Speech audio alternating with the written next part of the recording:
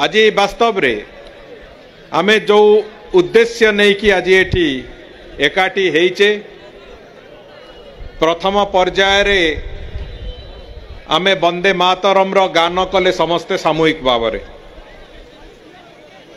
बंधुगण वंदे मातरम केवल गोटे संगीत नुहे वाद्य जंत्र रे मूर्छना रे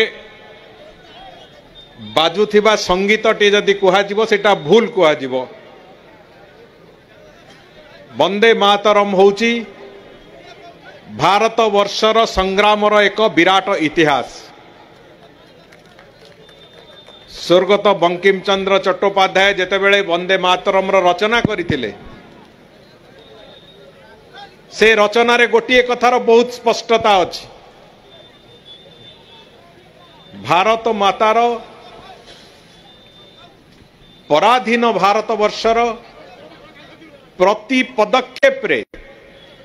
दुख दैन्य साधारण लोक जो बड़ी भाव में शोषित होउतिला सेतेबेले ताकू आखि आगे रखिके रचना सी करथिले एवं जो आनंद मठ जो बही से रचना करथिले तार जहार अंश होचे वंदे मातरम रो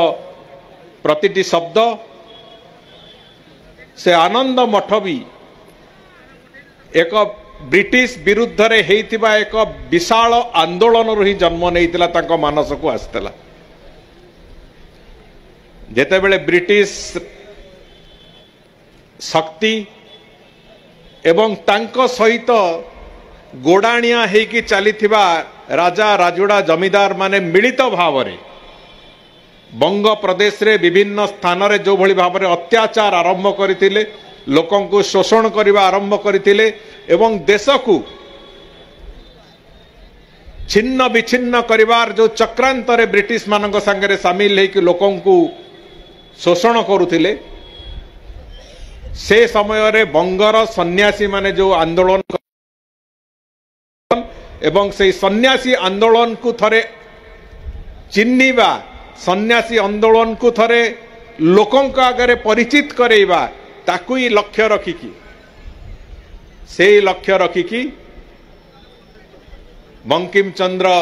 वंदे मातरम आनंद मठ और वंदे मातरम रचना करथिले।